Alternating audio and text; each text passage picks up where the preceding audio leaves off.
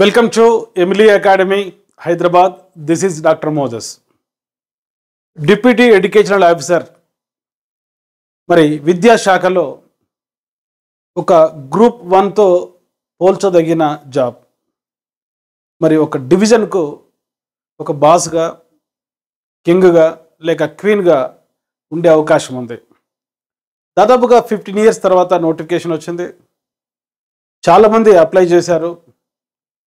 38 jobs కోసం దాదాపుగా 28,450 మంది అప్లై చేశారు. మరి ఈ 28,450 మందిలో ఎవరు ఈ ఫైనల్ సెలెక్షన్ లిస్టులో ఉంటారు? మీరు ఒకవేళ ఉండాలనుకుంటే మీ జీవిత కళ డిప్యూటీ ఎడ్యుకేషనల్ ఆఫీసర్ జాబ్ సాధించడం అయితే ఈ వీడియో చివరి వరకు మీరు చూడండి. ఇప్పటి నుంచి ప్రిపేర్ అయినా కూడా మరి మీ జీవిత కళ డిప్యూటీ జాబ్ సాధించే అవకాశం ఉంది. సో ముందుగా 3 దశల్లో ఉండే ఈ deputy EO exam April 13th screening test జరగబోతుంది. అంటే ఇప్పటి నుంచి చూసుకుంటే 50 days టైం ఉంది. 50 daysలో ఈ 28,450 మంది నుంచి మరి 38 పోస్టులకు గాను 1:50 మరి స్క్రీనింగ్ టెస్ట్లో సెలెక్ట్ చేస్తే దాదాపుగా 1900 మెంబర్స్ మెయిన్స్కు సెలెక్ట్ అవుతారు. కనుక మీ మొదటి గోల్, మీ మొదటి లక్ష్యం ఈ కాంపిటీషన్లో స్క్రీనింగ్ టెస్ట్ క్లియర్ చేసుకోవడం. మీకు తెలుసు స్క్రీనింగ్ టెస్ట్కు సంబంధించినటువంటి సిలబస్ జనరల్ స్టడీస్. కనుక February 25th జరగబోయేటువంటి గ్రూప్ 2 ఎగ్జామ్లో ఏ విధంగా జిఎస్ పేపర్ అడిగారు, మార్చిలో జరగబోయేటువంటి గ్రూప్ 1 ఎగ్జామ్లో జనరల్ స్టడీస్ పేపర్ ఏ విధంగా అడిగారో మీరు నిశ్చితంగా గమనించాలి. ఈ 300 బిట్స్ను ఆధారం చేసుకొని మీ ప్రిపరేషన్ స్ట్రాటజీ మార్చాలి. ముందుగా మీకు ఒక గుడ్ న్యూస్ ఏంటంటే అప్లికేషన్ల సంఖ్య మనం అనుకున్న దానికన్నా తక్కువగానే వచ్చింది. ఒక విధంగా స్క్రీనింగ్ టెస్ట్ కాంపిటీషన్ 28,450 మంది నుంచి 1900 క్యాండిడేట్స్ను సెలెక్ట్ చేయడంలో 1:15 కాంపిటీషన్ ఉంటుంది. చాలా జాగ్రత్తగా గమనించండి. అప్లై చేసిన వారిలో స్క్రీనింగ్ టెస్ట్ క్లియర్ చేయడానికి ఉండే పోటీ 1:15. మళ్ళీ చెప్తున్నాను, ఒక్క పోస్టుకు అంటే 38 జాబ్స్లో 1:50 రేషియోలో మెయిన్స్కు సెలెక్ట్ చేసే క్రమంలో మీరు స్క్రీనింగ్ టెస్ట్ క్లియర్ చేయాలి. ఈ స్క్రీనింగ్ టెస్ట్ క్లియర్ చేయడానికి ఫర్ ఎగ్జాంపుల్ 1900 మందిలో మీరు ఉండాలనుకుంటే పోటీ ఎంత ఉంటుందంటే 1:15 ఉంటుంది అవుట్ ఆఫ్ 28,450 అప్లికేషన్స్లో.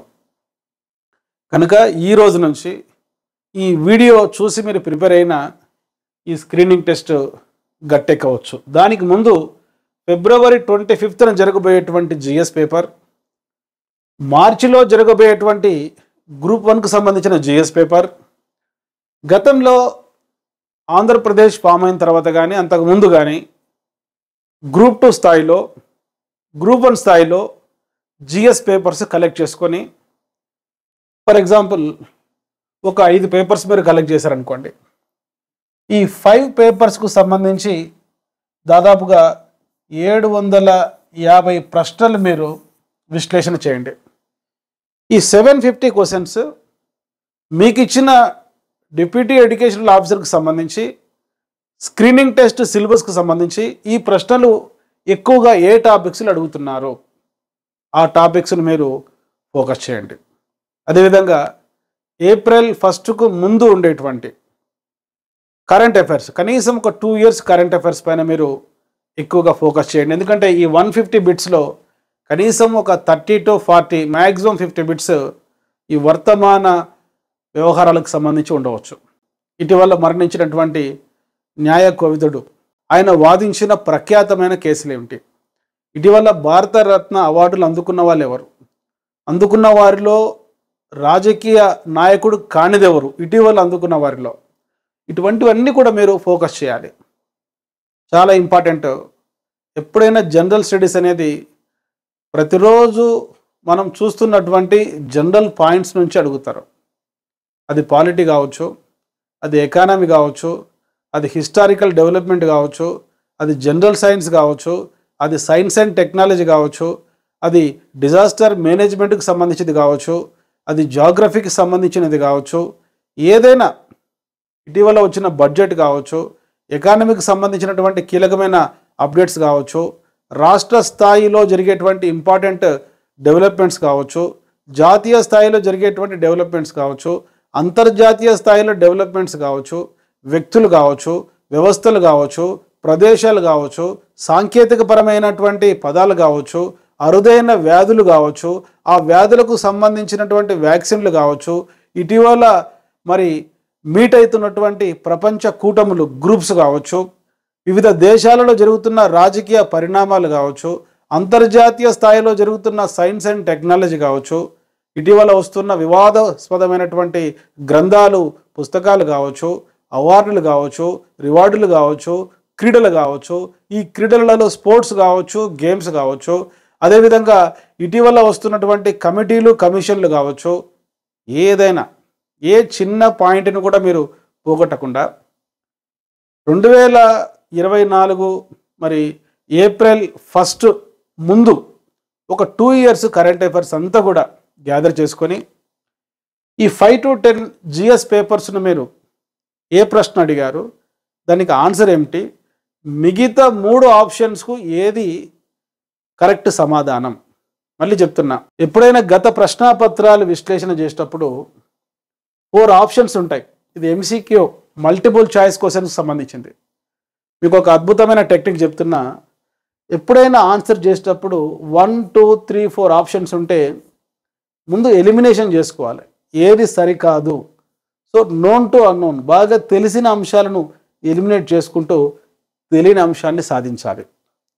సరే, ఇప్పుడు చెప్తున్నా, స్క్రీనింగ్ టెస్ట్కు సమయం 50 days మాత్రమే ఉంది. ఈ 50 daysలో మీరు ఒక 50 books కొనుక్కొని చదవకుండా February 25th జరగబోయేటువంటి గ్రూప్ 2 ఎగ్జామ్ జిఎస్ పేపర్, మార్చిలో జరిగేటువంటి గ్రూప్ 1 జిఎస్ పేపర్, గతంలో జరిగినటువంటి group 2, group 1 GS papers screening టెస్ట్లకు సంబంధించినవి, ఇతర పరీక్షలకు సంబంధించిన మరి స్క్రీనింగ్ టెస్ట్లకు సంబంధించిన జిఎస్ పేపర్లు కలెక్ట్ చేసుకొని ప్రతి ప్రశ్న మీరు చదవండి. ఏ టాపిక్ నుంచి అడుగుతున్నారు, దాంట్లో కరెక్ట్ ఆన్సర్ ఏంటి, కరెక్ట్ కానీ మిగతా 3 ఆప్షన్స్కు ఏ ప్రశ్నలు ఫ్రేమ్ చేయడానికి అవకాశం ఉంది. ఈ విధంగా ఒక 1000 బిట్స్ మీరు అనాలిసిస్ చేస్తే 3000 బిట్స్ మీరు చదివినట్లు. ఈ కరెంట్ అఫైర్స్తో పాటు ఈ స్ట్రాటజీ మీరు ఫాలో కండి. Come to the point. ఇప్పుడు మనం డిస్కస్ చేస్తున్నాం డిప్యూటీ ఎడ్యుకేషనల్ ఆఫీసర్ జాబ్ సాధించడం ఎలా. ఇది రాకెట్ సైన్స్ కాదు, సివిల్స్ మాదిరి ఐఏఎస్ ఐపీఎస్ పోస్ట్ కూడా కాదు. ఎందుకంటే సివిల్స్ స్థాయిలో మీరు జనరల్ ఎస్ఎస్ చదవాలి. దాదాపుగా 2000 మార్కులకు సంబంధించి ముఖ్యంగా మీరు ఆన్సర్స్ రాయాలి. అవి 3 దశల్లో ఉంటాయి. ఎంసీక్యూ టైప్లో ఉంటుంది ప్రిలిమ్స్, మరి మెయిన్స్ వచ్చేసరికి ఎస్ఏ టైప్, షార్ట్ ఆన్సర్ టైప్లో మీరు రాయాలి. ముఖ్యంగా ఎస్ఏ టైప్ రాయాలి, వ్యాసరూప ప్రశ్నలు. మరి ఇంటర్వ్యూలో మౌఖిక పరంగా మీరు ఒక ఇంటర్వ్యూ అటెండ్ కావాలి. ఇన్ని దశలలో మీకు సివిల్స్లో ఐఏఎస్ ఐపీఎస్ ఆ క్యాడర్స్ అలాట్ చేస్తారు. ఇది అట్లా కాదు, అంతా కూడా ఎంసీక్యూ బహుళైచ్ఛిక ప్రశ్నలు.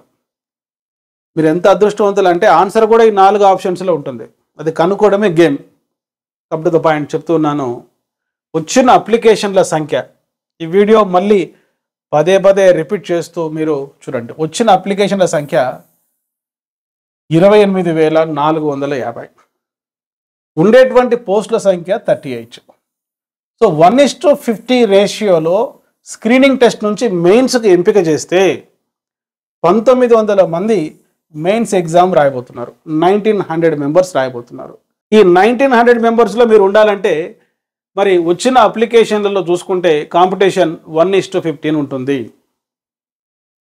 ఇక అప్లై చేసిన వాళ్ళందరూ కూడా సీరియస్ క్యాండిడేట్స్ కాదు.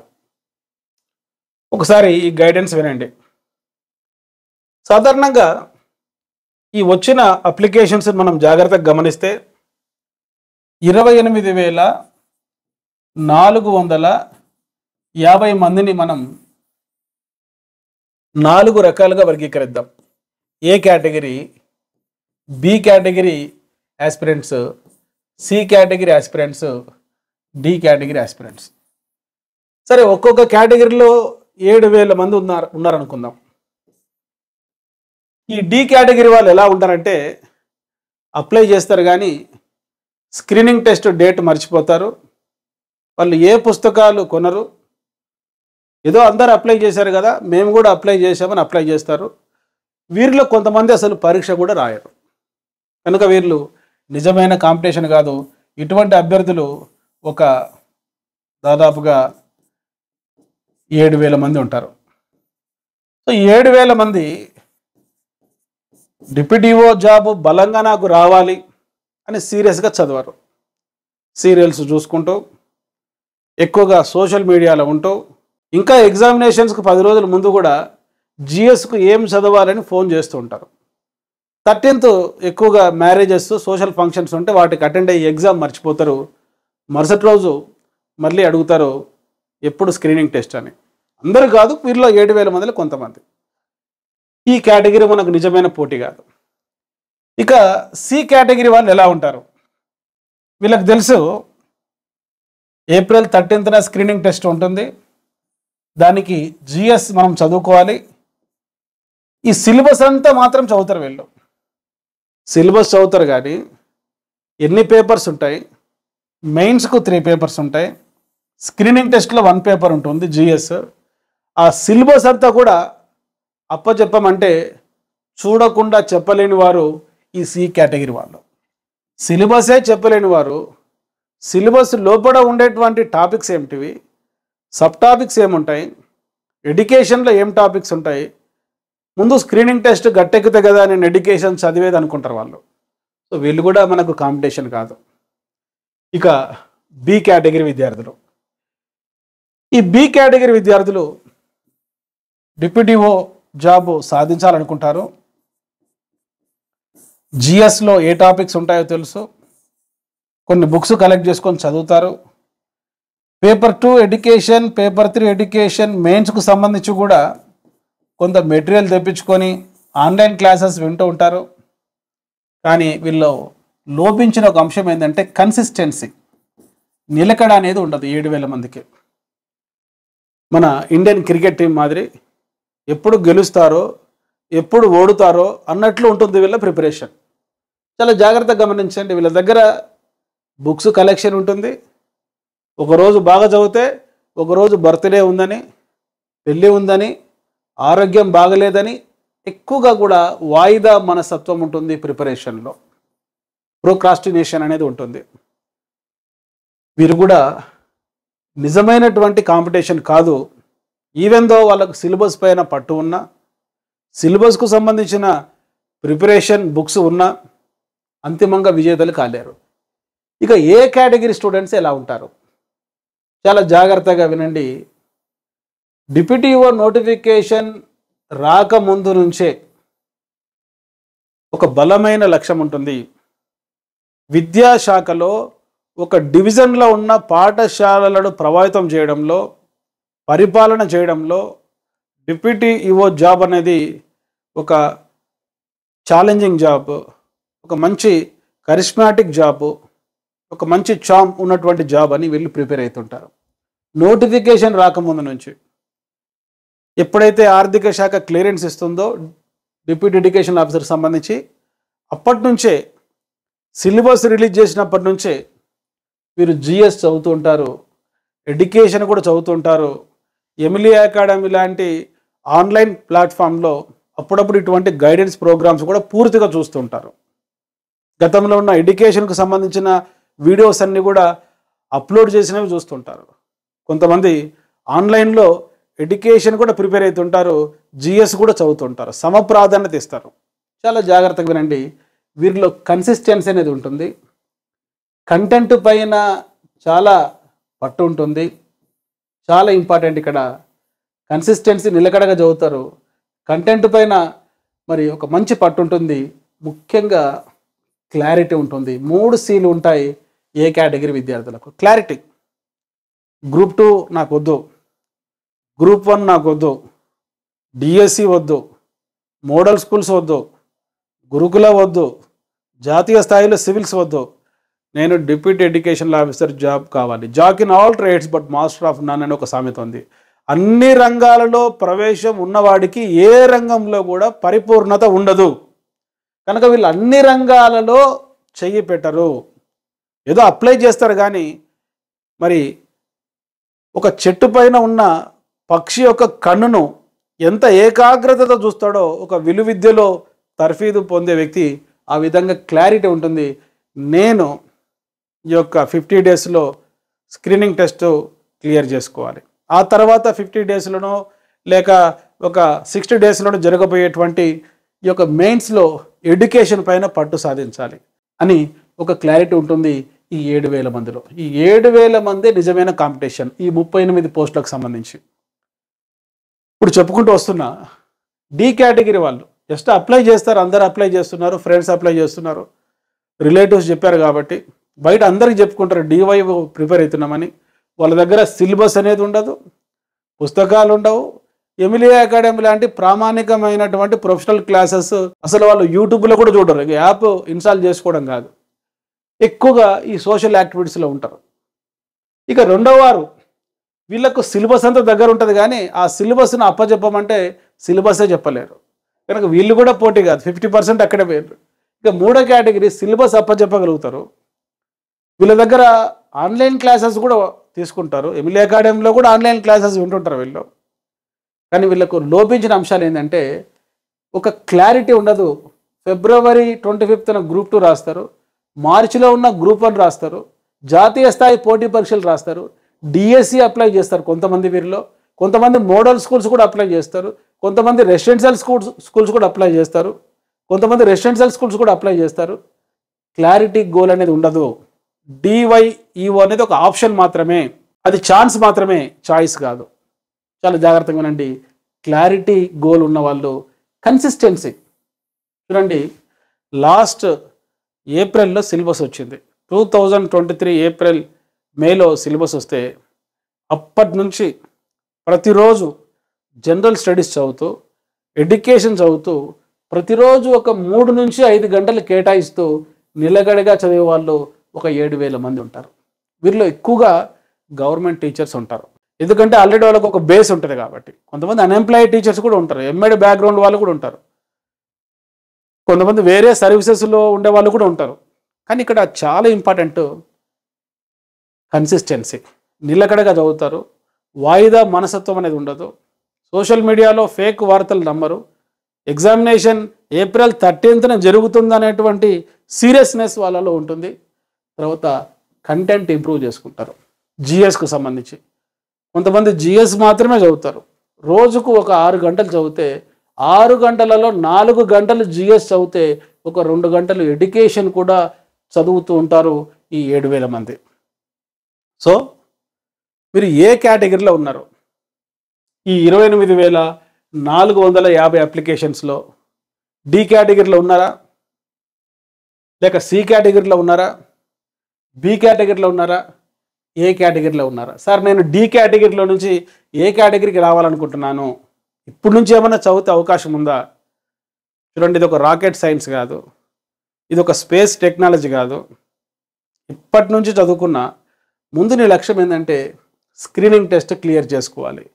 28,450 మందిలో 1,900 మాత్రమే మెయిన్స్కి వస్తారు కాబట్టి వీరిలో ఉండడానికి ట్రై చేయి. ఆ తర్వాత ఒకవేళ నీ అదృష్టం బాగుండి మెయిన్స్కు టైం ఎక్కువ ఇస్తే, చాలా ఇంపార్టెంట్ ఇక్కడ, మెయిన్స్కు ఎంత టైం ఇస్తారన్న దాన్ని బట్టే నీ జాబ్ ఆధారపడి ఉంటుంది. Screening test April 13th conduct చేసి ఆ మంత్ ఎండింగ్లో రిజల్ట్ ఇచ్చి జూన్లో ఒకవేళ మెయిన్స్ కండక్ట్ చేస్తే ఎడ్యుకేషన్ అనేది ఒక సముద్రం, ఇదంతా చదవడం చాలా కష్టం. కనుక ఇప్పటి నుంచే ఒక క్లియర్ ప్లాన్తో ఎడ్యుకేషన్లో పేపర్ 2 పేపర్ 3లో ఉండేటువంటి అంశాలు మీరు చదవండి. దీనికి సంబంధించిన పుస్తకాలు మీరు ఒక 20 పుస్తకాలు చదవాలి. ఆ చదివే ఓపిక లేకుంటే వెంటనే ఈ వీడియో డిస్క్రిప్షన్లో ఇచ్చిన ఎమిలీ అకాడమీ యాప్ ఇన్స్టాల్ చేసుకోండి. ఆ యాప్లో స్టోర్ ఫోల్డర్లో ఏపీ డిప్యూటీఓకి సంబంధించి పేపర్ 2, పేపర్ 3 ఎడ్యుకేషన్ 300 మార్కులకు సంబంధించి 200కు పైగా క్లాసులు ఉన్నాయి. మరి ఒక్కొక్క క్లాస్ నిడివి మినిమం 20 మినిట్స్, మ్యాక్సిమం 30 మినిట్స్ ఉంటుంది. కనుక ఈ 200 క్లాసులకు సంబంధించి మీరు క్లాస్ వింటూ నోట్స్ రాసుకొని మరి దాదాపుగా టాపిక్ వైజ్ టెస్టులు ప్రాక్టీస్ చేస్తే సో మెయిన్స్లో కూడా ఉద్యోగాన్ని డిసైడ్ చేసి ఎడ్యుకేషన్లో పట్టు సాధించవచ్చు. కనుక మీ ముందు 2 లక్ష్యాలు ఉన్నాయి. ఒకటి సెమీఫైనల్లో మనం విజయం సాధించడం, తర్వాత ఫైనల్లో విజయం సాధించడం. సెమీఫైనల్ అంటే ఏప్రిల్ 13th జరగబోయేటువంటి స్క్రీనింగ్ టెస్ట్. ఈ స్క్రీనింగ్ టెస్ట్కి ఎట్లా ప్రిపేర్ కావాలి? ఒక 50 డేస్ ప్లాన్ నేను చెప్తున్నా, చాలా జాగ్రత్తగా వినండి. 50 డేస్ ప్లాన్. గతంలో నేను చెప్పిన ప్లాన్ విని చాలామంది టీచర్ జాబ్ సాధించారు, టీజీటీ పీజీటీ జాబ్ సాధించారు, జాతీయ స్థాయిలో రాష్ట్ర స్థాయిలో గురుకుల ప్రిన్సిపాల్ పోస్టులు కూడా సాధించారు. అదేవిధంగా జాతీయ స్థాయిలో నిర్వహించేటువంటి నెట్ జేఆర్ఎఫ్ కూడా క్లియర్ చేసిన వాళ్ళు ఉన్నారు. నేను చెప్పిన గైడెన్స్ విని మీరు కూడా నా గైడెన్స్ వింటే ఇప్పటి నుంచి ప్రిపేర్ అయినా కూడా ఏ కేటగిరీ విద్యార్థులుగా మీరు మారి రోజుకు నేను చెప్పిన టైం టేబుల్ ఇంప్లిమెంట్ చేయగలిగితే తప్పనిసరిగా మీరు డిప్యూటీఓ జాబ్ సాధించవచ్చు. సో ఈ ప్లాన్లో చూడండి, 50 డేస్ రోజుకు మీరు ఒక 10 గంటలు చదవగలిగితే 50 డేస్లో ఒక 500 గంటలు చదవగలరు. సో ఈ యొక్క 500 గంటల్లో మీరు జిఎస్ క్లియర్ చేసుకోవచ్చు. ఇప్పటి నుంచి వీలైతే మీరు ఈఎల్ కానీ గవర్నమెంట్ ఎంప్లాయీస్ ఉంటే ఈఎల్ పెట్టుకోండి, లేకుంటే హాఫ్ పే లీవ్ పెట్టుకోండి, ఓకే, లేకుంటే లాస్ ఆఫ్ పే పెట్టుకోండి. ఈ 50 డేస్ మీ జీవితంలో టర్నింగ్ పాయింట్. ముఖ్యంగా గవర్నమెంట్ టీచర్కి సంబంధించి నేను చెప్తున్నాను. సో రోజుకు 10 గంటలు అంటే మార్నింగ్ 5 to 10 చాలా ప్రీషియస్ టైం. అదేవిధంగా ఈవినింగ్ 5 to 10 కూడా మీరు చదవండి. ఇక్కడ ఒక 5 అవర్స్, ఇక్కడ ఒక 5 అవర్స్ చదవండి. ఈ 10 అవర్స్లో ఒక 2 గంటలు ఎడ్యుకేషన్ కేటాయించండి, 2 అవర్స్ ఎడ్యుకేషన్ కేటాయించండి. మిగతా 8 అవర్స్ కూడా జనరల్ స్టడీస్లో మీకు ఇచ్చిన సిలబస్లో ఎక్కువగా తప్పనిసరిగా బిట్స్ వచ్చేటువంటి ఏరియాస్ని మీరు ఫోకస్ చేయండి. 8 అవర్స్ మార్నింగ్ 10 to ఈవినింగ్ 5 వరకు నేను చెప్పిన స్ట్రాటజీ ఫాలో కాండి.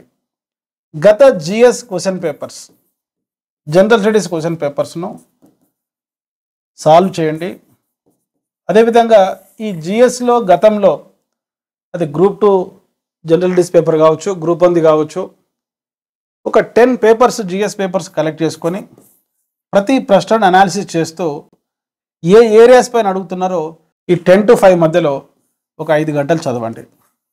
అప్పుడు రోజుకు 15 అవర్స్ అవుతుంది. మళ్ళీ చెప్తున్నాను, మార్నింగ్ 5 to 10 ఒక 2 గంటలు ఎడ్యుకేషన్ కేటాయించండి, 3 గంటలు కష్టమైన జిఎస్ టాపిక్స్ చదవండి. 10 to ఈవినింగ్ 5 వరకు ఎండాకాలం చదవడం కష్టం కాబట్టి గత జనరల్ స్టడీస్ క్వశ్చన్ పేపర్స్ తెలంగాణకు సంబంధించి కావచ్చు, ఆంధ్రప్రదేశ్కు సంబంధించి కావచ్చు, సివిల్స్కు సంబంధించిన జిఎస్ పేపర్స్ కావచ్చు, అవన్నీ కూడా ఇంటర్నెట్లో మనకు అవైలబుల్ ఉంటాయి. లేకుంటే అమెజాన్లో మీరు టైప్ చేయడం ద్వారా ఓల్డ్ క్వశ్చన్ పేపర్స్ మీరు తెప్పించుకోవచ్చు జిఎస్కు సంబంధించి ఎంసీక్యూ టైప్లో. వీటిని బాగా విశ్లేషణ చేయండి, ఏ ఏరియాస్ పైన ప్రశ్నలు అడుగుతున్నారు.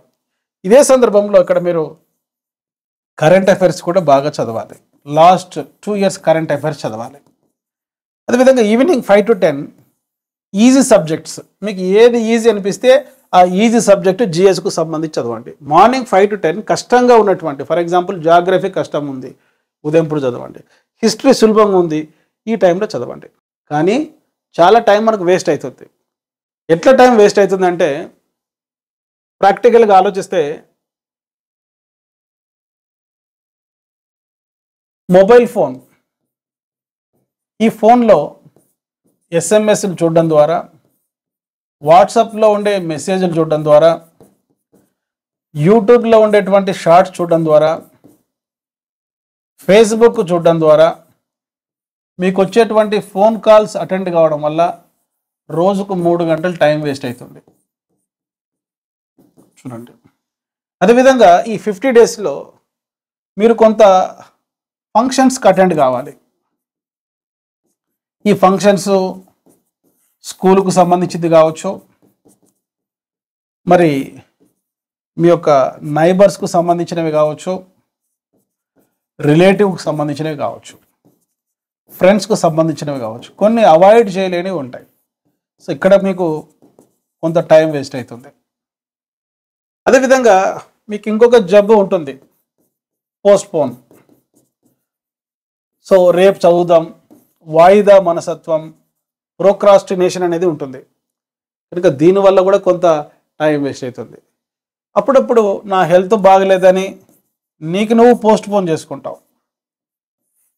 అదేవిధంగా నిన్ను డిస్టర్బ్ చేసేటువంటి రిలేటివ్స్ ఉండనే ఉంటారు. నువ్వు డిప్యూటీఓ జాబ్ సాధిస్తే మంచి ఇన్నోవా కార్లో తిరుగుతావని అప్పుడప్పుడు డిస్టర్బ్ చేసేటువంటి రిలేటివ్స్ ఉంటారు, కొంతమంది ఫ్రెండ్స్ కూడా ఉంటారు. కనుక ఎప్పుడైనా నువ్వు ఏ ఎగ్జామ్ రాస్తున్నావు, ఏం ప్రిపేర్ అవుతున్నావు అనేది ఎవరికి తెలియవద్దు. జాబ్ వచ్చిన తర్వాత సెలబ్రేట్ చేసుకో.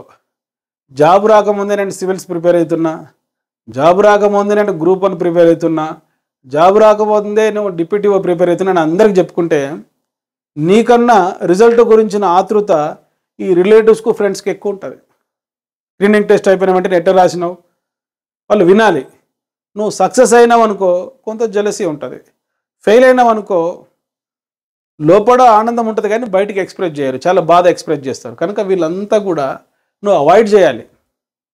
చూడండి, ఇక్కడ మానవ సంబంధాలన్నీ మనీ సంబంధాలే, మానవ సంబంధాలన్నీ ఆర్థిక సంబంధాలే. కనుక నువ్వు జీవితంలో సక్సెస్ సాధించాలంటే, ఈ 3-4 నెలల్లో డిప్యూటీఓ జాబ్ సాధించాలంటే, ఒక 5 ఏళ్లలో నువ్వు డిస్ట్రిక్ట్ ఎడ్యుకేషనల్ ఆఫీసర్ కావాలనుకుంటే, నువ్వు రిటైర్డ్ అయ్యే లోపల ఒక రీజనల్ జాయింట్ డైరెక్టర్ కావాలనుకుంటే, ఒక ఉన్నత హోదాలో విద్యాశాఖలో నువ్వు ఒక బాస్గా, కింగ్గా, క్వీన్గా ఉండాలనుకుంటే, so this 50 days are very important. ఈ 50 daysలో minimum 500 hours, maximum 1000 hours utilise చేసుకో. నేను చెప్పిన టైం టేబుల్ ప్రకారం ఫాలోగా మార్నింగ్ 5 to 10 కష్టమైన సబ్జెక్ట్స్, ఈ కష్టమైన సబ్జెక్ట్స్లో ఒక 2 గంటలు ఎడ్యుకేషన్ కేటాయించు. 10 to ఈవినింగ్ 5 గత ప్రశ్నపత్రాలన్నీ విశ్లేషణ చేయి. తర్వాత ఈవినింగ్ 5 to 10 సులభమైన సబ్జెక్టు చదువు. సార్ నేను ఒక ఫ్యామిలీ మ్యాన్ సార్, పిల్లలు ఉన్నారు, కుటుంబం ఉంది, జాబ్ ఉంది, నేను దాదాపుగా 15 hours ఈ పుస్తకాలు చదవగలనా? ఒకవేళ అవకాశం ఉంటే ఈ 50 days ఒక మంచి లైబ్రరీ దగ్గర కానీ, లేక ఒక మంచి స్టడీ హాల్ దగ్గర కానీ ఒక రూమ్ తీసుకొని ఎవరైతే డిప్యూటీఓ ప్రిపేర్ అవుతున్నారో ఒక ఫ్రెండ్స్గా, గ్రూప్గా తయారై ప్రిపేర్ కావడానికి ట్రై చేయండి. సో 50 రోజులు కష్టపడితే నీవు 65 సంవత్సరాలు వచ్చేంత వరకు సుఖపడవచ్చు. ఈ 50 రోజులు కష్టపడితే 65 సంవత్సరాలు వచ్చేంత వరకు సుఖపడవచ్చు. సొసైటీలో మంచి రెప్యుటేషన్, మంచి రెమ్యునరేషన్, మంచి రిక్రియేషన్, మంచి రిలాక్సేషన్. RRR అంటే రణము, రౌద్రము, రుధిరము కాదు. చాలా జాగ్రత్తగా వినండి. మంచి రెప్యుటేషన్ సమాజంలో. ఒక ఫంక్షన్కి వెళ్తే ఒక ఇన్నోవా కార్లో ఒక డిప్యూటీ ఎడ్యుకేషనల్ ఆఫీసర్గా నువ్వు కారు దిగినప్పుడు ఎంఈఓలు ఇచ్చేటువంటి గౌరవం, ప్రైవేట్ స్కూల్ మేనేజ్మెంట్స్ ఇచ్చేటువంటి గౌరవం, హెచ్ఎంలు ఇచ్చేటువంటి గౌరవం, ఒక ఇన్స్పెక్షన్కు, సూపర్విజన్కు వచ్చినప్పుడు ఆ విద్యార్థులు చూపేటువంటి గౌరవం, మంచి రెప్యుటేషన్ ఉంటుంది. రెమ్యునరేషన్ మీకు తెలుసు, దాదాపుగా 1,00,000కు పైగా జీతం ఉంది. Recreation, relaxation. సో ఒక విద్యా పథకాన్ని అమలు చేస్తున్నప్పుడు, ఒక విద్యా పథకాన్ని పర్యవేక్షణ చేస్తున్నప్పుడు నీ దగ్గర ఉన్నటువంటి విద్యార్థులు ఒక బెండపూడి విద్యార్థుల మాదిరి అద్భుతమైన ఇంగ్లీష్ మాట్లాడుతున్నప్పుడు, వివిధ దేశాల నుంచి, వివిధ రాష్ట్రాల నుంచి ఈ విద్యా పథకాలు ఎట్లా డెవలప్ అయ్యాయో నేను ఇంటర్వ్యూ చేస్తున్నప్పుడు ఒక DYEOగా నీవు ఒక మంచి రిక్రియేషన్, రిలాక్సేషన్ పొందవచ్చు. Dear friend, Emily academy YouTube channel వెంటనే సబ్స్క్రైబ్ చేసుకో. నీకు జాబ్ వచ్చేంత వరకు ఇట్లాంటి వీడియోల రూపంలో నీకు మోటివేషన్ అందిస్తూ ఉంటాను. కనుక ఈరోజు మనం ఏం డిస్కస్ చేసామంటే, డిప్యూటీఓ జాబ్కి ఎన్ని అప్లికేషన్లు వచ్చాయి, సో 1:50 రేషియోలో మెయిన్స్కి ఎంతమంది సెలెక్ట్ అవుతారు, మెయిన్స్ ఎగ్జామ్ ఎప్పుడు ఉంటుంది, మొత్తం స్క్రీనింగ్ టెస్ట్కు ఎన్ని రోజులు ఉంటాయి, మరి ఈ 50 daysలో ఏం చదవాలి, ఎప్పుడు చదవాలి, ఎక్కడ చదవాలి, ఎలా చదవాలో డిస్కస్ చేసుకున్నాం. ఏమి చదవాలి చూడండి, ఇప్పటికిప్పుడు పెద్ద పెద్ద పుస్తకాలు కొనొద్దు. గత ప్రశ్నాపత్రాలు తీసుకోండి, కొన్ని స్టాండర్డ్ అకాడమిక్ బుక్స్ ఆంధ్రప్రదేశ్లో ముద్రించినవి కలెక్ట్ చేసుకోండి. 50 డేస్లో ఒక టైం టేబుల్ వేసుకోండి. ఈ టైం టేబుల్ డిస్టర్బ్ చేసేటువంటి ఫ్యాక్టర్స్ను ఐడెంటిఫై చేయండి, వాటికి దూరంగా ఉండండి. మొదటిది ఫోన్ ఒకటి, ఆ ఫోన్ అనేది వీలైతే సిమ్ మార్చండి మీరు. తర్వాత ఎందుకు చదవాలో చెప్పాను, రెప్యుటేషన్ కోసం, రిక్రియేషన్ కోసం, రిలాక్సేషన్ కోసం, రెమ్యునరేషన్ కోసం. ఎందుకు చదవాలి, ఎక్కడ చదవాలి? The best place is library. వీలైతే లాస్ ఆఫ్ పే పెట్టండి, ప్రతిరోజు గ్రంథాలయంలో వెళ్ళి కూర్చొని చదవండి. ఎందుకంటే అక్కడ నాలెడ్జ్ అనేది ఒక వైఫై మాదిరి ఉంటుంది. ఇంట్లో వైఫై ఉంటుంది, ఆ నాలెడ్జ్ పోగొడుతుంది. జాగ్రత్తగా వినండి చెప్పే అంశాలు. ఎక్కడ చదవాలి? వీలైతే ఒక స్టడీ హాల్లో కానీ ఒక లైబ్రరీలో కానీ చదవండి. ఎప్పుడు చదవాలి? చాలా క్లియర్గా చెప్పాను. Morning 5 to 10 difficult subjects, 10 to evening 5 గత ప్రశ్నాపత్రాల విశ్లేషణ, కరెంట్ అఫైర్స్, ఈవినింగ్ 5 to 10 ఒక ఈజీ సబ్జెక్ట్స్. ఈ విధంగా చదివిన తర్వాత ఎంజాయ్ చేయడం కాదు, చాలా ఇంపార్టెంట్. చదువుతూ ఎంజాయ్ చేయి, పుస్తకాలు చదువుతూ ఎంజాయ్ చేయి. ఆ జ్ఞానం తలలేకపోతున్నప్పుడు, నువ్వు ఒక ప్రశ్నకు ఆన్సర్ చేస్తున్నప్పుడు ఎంజాయ్ చేయి. ఒక క్రికెట్ ప్లేయర్ నెట్ ప్రాక్టీస్లో ఎట్లా ఎంజాయ్ చేస్తాడు, ఒక ఫుట్బాల్ ప్లేయర్ ప్రాక్టీస్లో ఎట్లా ఎంజాయ్ చేస్తాడు, అదేవిధంగా నువ్వు కూడా చదువుతూ ఎంజాయ్ చేయి. తప్పనిసరిగా డిప్యూటీ ఓ జాబ్ సాధిస్తావు. సో ఎవరు చదవాలి? You are the creator of your life. 10 years తర్వాత అవకాశం వచ్చింది, ఈ 50 days చాలా ఇంపార్టెంట్. సెమీఫైనల్లో సక్సెస్గా, ఆటోమేటిక్గా ఫైనల్లో నువ్వు సక్సెస్ అవుతావు. ఎందుకంటే the powerful education and classes Emily academy యాప్లో ఉన్నాయి. ఎడ్యుకేషన్ గురించి నువ్వు భయపడద్దు. సో ఎవరు చదవాలి? You are the creator of your life. ఎందుకు చదవాలి? ఈ 3 years కోసం. ఎప్పుడు చదవాలి? రోజుకు 15 గంటలు. ఎక్కడ చదవాలి? లైబ్రరీ కానీ లేకుంటే ఒక స్టడీ హాల్ కానీ. ఎలా చదవాలి? చాలా ఇంపార్టెంట్ పాయింట్. ఎలా చదవాలంటే, చదివేటప్పుడు చాలా రఫ్ నోట్బుక్స్ కలెక్ట్ చేసుకోండి. చదివే అంశాన్ని నువ్వు రాస్తూ చదువు. ఈ రాయడం వల్ల మన బ్రెయిన్లో ఎటువంటి అంశమైనా కూడా గుర్తుంటుంది. మరి ఎబ్బింగ్హాస్ ప్రకారం నేర్చుకున్న 20 నిమిషాలలో 47% మర్చిపోతామంట. నేర్చుకున్న 1 dayలో 66% మర్చిపోతాం. ఏదైనా ఒకటి నేర్చుకున్న తర్వాత 2 days తర్వాత 72% మర్చిపోతాం. ఏదైనా ఒకటి నేర్చుకున్న తర్వాత 6 రోజులలో 75% మర్చిపోతాం. ఏదైనా ఒక అంశాన్ని చదివిన తర్వాత 30 రోజులలో 80% మర్చిపోతాం. అంటే 30 రోజుల తర్వాత నువ్వు చదివింది నీకు గుర్తుండేది 20% మాత్రమే. 80% మతిమరుపు ఉంటుంది. ఇది నేను చెప్పలేదు, ఆన్ మెమరీ అనేటువంటి గ్రంథంలో, ఇది కూడా ఒక బిట్టే, ఆన్ మెమరీ అనేటువంటి గ్రంథంలో ఎబ్బింగ్హాస్ చెప్పారు. సార్ నా ప్రాబ్లం కూడా సేమ్ ప్రాబ్లం సార్, 30 రోజుల నుంచి చదివిందంతా కూడా 80% మర్చిపోయింది. నా బ్రెయిన్ ట్యాబులా రాస మాదిరి ఉంది, ఏమీ రాయబడిన నల్లబల్ల మాదిరి ఉంది. దీనికి కారణం మెమరీ టెక్నిక్స్ లేకపోవడం. కొన్ని మెమరీ టెక్నిక్స్ నేను చెప్తున్నా. ఇదే ఫస్ట్ రీడింగ్ చదవండి. ఆ చదివింది పదే పదే చదువు, రిపిటేషన్. చూడండి, రీడింగ్ చదువు, చదివింది పదే పదే చదువు, రిపిటేషన్. చదివిన తర్వాత చూడకుండా గుర్తుకు తెచ్చుకో, రెసిటేషన్. దీన్ని కూడా RRR అంటాం. RRR అంటే సినిమా కాదు, ఇక్కడ రణము, రౌద్రము, రుధిరం కాదు. రీడింగ్ చదవడం, రిపిటేషన్ చదివింది పదే పదే చదవడం. వీలైతే ఎక్కువ సార్లు, ఒక 21 times చదివితే లైఫ్లో మర్చిపోరు. కానీ ఇప్పుడు అంత టైం లేదు, కనీసం కొద్దిసార్లైనా రిపిటేషన్ చేసుకోండి. ఈ చదివింది చూడకుండా గుర్తుకు తెచ్చుకో. ఎఫెక్టివ్ టెక్నిక్ చెప్తున్నా. ఈ గుర్తుకు తెచ్చుకునే క్రమంలో రాస్తూ గుర్తుకు తెచ్చుకో. So 1 time writing is equal to 10 times reading. ఇటువంటి చాలా మెమరీ టెక్నిక్స్ ఉన్నాయి. నెక్స్ట్ వీడియోలో అవన్నీ నేను చెప్తాను. ఈ రోజు వరకు నేను చెప్పిన గైడెన్స్ మీరు ఫాలో కండి. ఎప్పుడైనా నువ్వు సచిన్ టెండూల్కర్ కావచ్చు, విరాట్ కోహ్లీ కావచ్చు, ధోని కావచ్చు, కోచ్ గైడెన్స్ కూడా చాలా ఇంపార్టెంట్. గేమ్ ఎట్లా ఆడాలి క్రికెట్లో, ఫుట్బాల్లో ప్లేయర్ కన్నా కోచ్ ఎక్కువ టెన్షన్ పడుతుంటాడు. So coach is very important. Emily academy is the right mentor for teacher education. మేము రైట్ మెంటర్ అనుకుంటే వెంటనే యూట్యూబ్ ఛానల్ మీరు సబ్స్క్రైబ్ చేసుకోండి, ఈ వీడియో లైక్ చేయండి, మీ ఫ్రెండ్స్కి షేర్ చేయండి. ఒకవేళ ఎడ్యుకేషన్ వీక్ సబ్జెక్ట్ అయితే ఈ వీడియో డిస్క్రిప్షన్లో ఇచ్చిన లింక్ ఆధారంగా ఎమిలీ అకాడమీ యాప్ ఇన్స్టాల్ చేసుకొని స్టోర్ ఫోల్డర్లో ఉన్నటువంటి ఏపీ డిప్యూటీ కోర్సు పర్చేస్ చేసి వెంటనే ప్రిపరేషన్ మొదలుపెట్టండి. So don't forget this technique, RRR technique. Reading చదవండి, రిపిటేషన్ చదివింది పదే పదే చదవండి, రెసిటేషన్, చదివింది చూడకుండా గుర్తుకు తెచ్చుకోండి, దాన్నే వల్లె వేయడం అంటాం. ఆ తర్వాత ఆ గుర్తుకు తెచ్చుకునే క్రమంలో రాస్తూ గుర్తుకు తెచ్చుకోండి. ఈ టెక్నిక్ ఫాలో కండి. మరిన్ని టెక్నిక్స్తో ఇంకొక వీడియోలో కలుస్తా. I wish you all the best.